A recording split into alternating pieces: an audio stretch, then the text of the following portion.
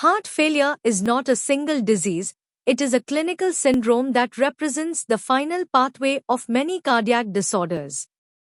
Today, we will discuss congestive cardiac failure in a detailed, systematic, and exam-oriented manner. We'll understand its definition, causes, pathophysiology, clinical features, investigations, and complete management, including the latest evidence-based therapies. By the end of this lecture, you should be able to confidently approach a patient with heart failure in both exams and clinical practice. Introduction. Congestive cardiac failure is a clinical syndrome in which the heart fails to pump sufficient blood to meet the body's metabolic needs, or it can do so only at elevated filling pressures. The term congestive emphasizes fluid accumulation in the lungs and peripheral tissues. Heart failure may be acute or chronic and remains one of the most common causes of hospitalization in elderly patients. Normal cardiac physiology. Cardiac output depends on stroke volume and heart rate.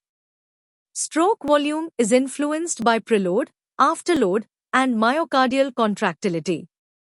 Ejection fraction is the percentage of blood ejected from the left ventricle during systole. In systolic heart failure, ejection fraction is reduced below 40%. Classification. Heart failure can be classified based on function and anatomy. HFrEF involves impaired contractility and reduced ejection fraction. HFpEF involves stiff ventricles with preserved ejection fraction but impaired filling. Right-sided failure causes systemic venous congestion, while left-sided failure causes pulmonary congestion. Etiology.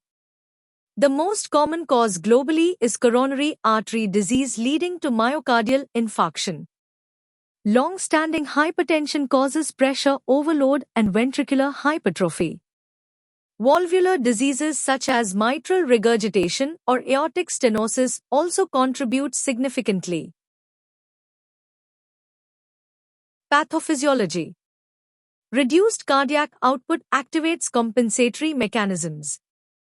The sympathetic nervous system increases heart rate and contractility. RAAS activation causes sodium and water retention, increasing preload. Initially compensatory, chronic activation leads to ventricular remodeling, fibrosis, and worsening heart failure. Left-sided heart failure.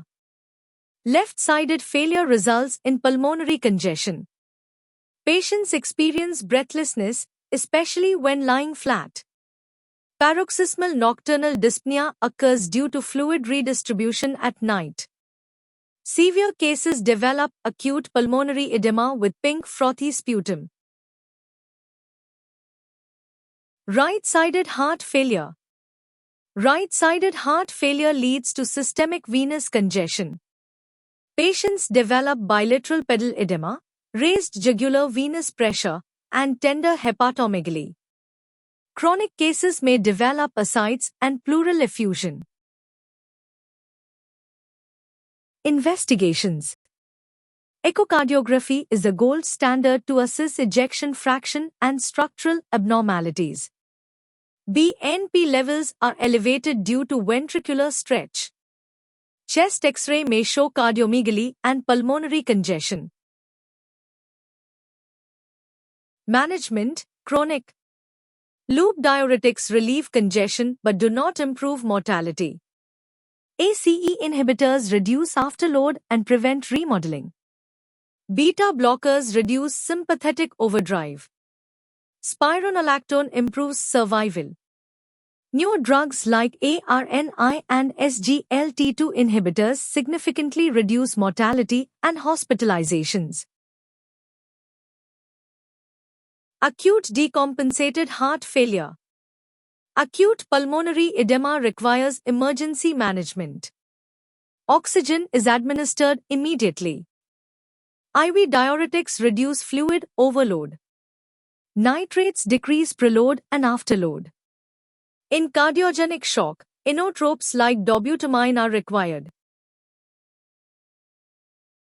Case scenario: a 65-year-old hypertensive male with previous myocardial infarction presents with progressive breathlessness and pedal edema.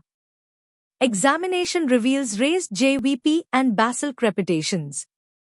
Echocardiography shows EF of 30%.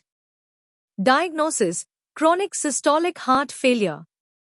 Management includes diuretics, ACE inhibitors, beta blockers, spironolactone, and lifestyle modification. Prognosis and prevention. Prognosis depends on ejection fraction, comorbidities, and adherence to therapy. Prevention focuses on controlling hypertension, diabetes, and coronary artery disease. Lifestyle modification significantly reduces disease progression. Thank you for watching this comprehensive lecture on congestive cardiac failure. Understanding the mechanisms behind heart failure helps us treat patients more effectively and improve survival. Stay connected for more detailed MBBS-focused medical lectures.